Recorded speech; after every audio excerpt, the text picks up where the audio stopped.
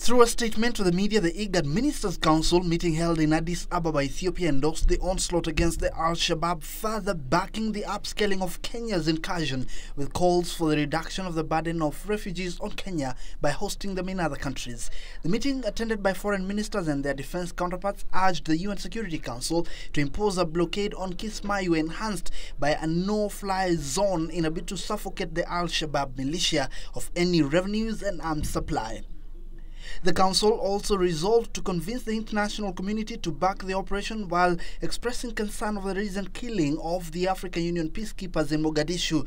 This latest development comes as military sources confirmed impressive progress on the Kenyan cause, although the troops had come through some weather challenges.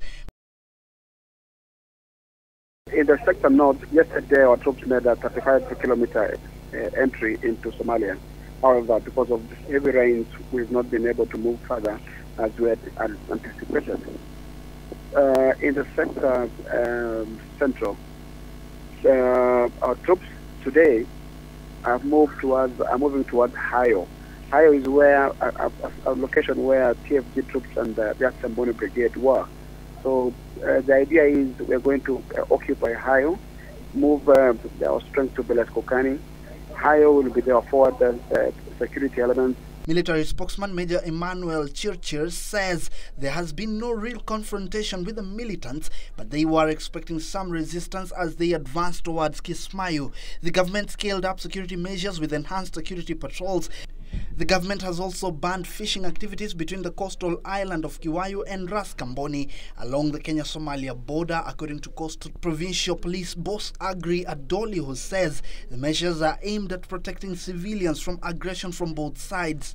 We have also regulated their services. We are saying if they go fishing, let them report to police or to any government machinery that is along the shores, so that at the end of the day, we can account for our Kenyans when they are lost in the sea. Sometimes it has got so much turbulence, and you find that at the end of the day, we have got people who have been lost in the sea without being traced. And because they did not leave information behind, it is really difficult for the police and the entire government.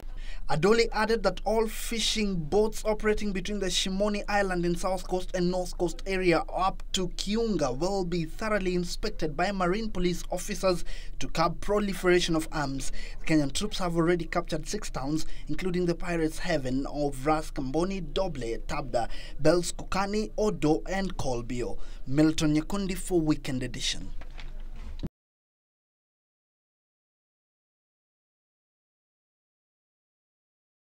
The advisory posted on its website, the British Foreign and Commonwealth Office maintained its travel advisory against Kenya with amendments. British citizens are now advised to avoid unnecessary travels unless it is within 60 kilometers of the Somali border and to coastal areas within 150 kilometers of the Kenya-Somalia border, including Lamu. This coming with reports indicating that the US drones have moved in to assist the Kenyan military to target the Al-Qaeda-linked militia, hitting headlines. The Kenyan military incursion on its 8th day today has seen key towns secured as the military eyes Kismayu, the strategic town believed to be the economic enclave of the militia. Emphasizing the indiscriminate nature of the imminent revenge attacks that may target places frequented by expatriates and foreign travelers, Britain wants its citizens to avoid low-income areas of Nairobi and areas with large public gatherings and open public parks.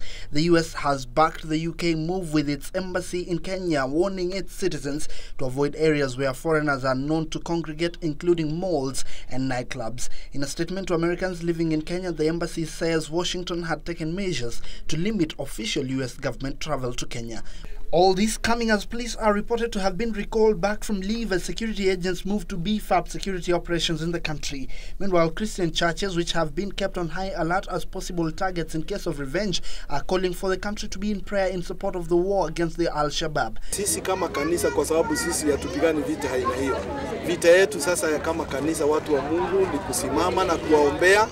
Sisi tuwashikilie kwa maombi. Njiriri is also urging the Muslim community to view the ongoing operation as an attempt to wipe out a criminal gang and not war against any religion. Hii si vita wa Kristo na Waislamu. Hii hao ni watu ambao wanaharibu usalama wa nchi yetu. Na hao ndio wanachukuliwa hatua. Kwa hivyo tunaomba amani pia kwa ndugu wetu Waislamu, ikiwa wanahabari waipeane. Milton Nyakundi for Sunday Interactive.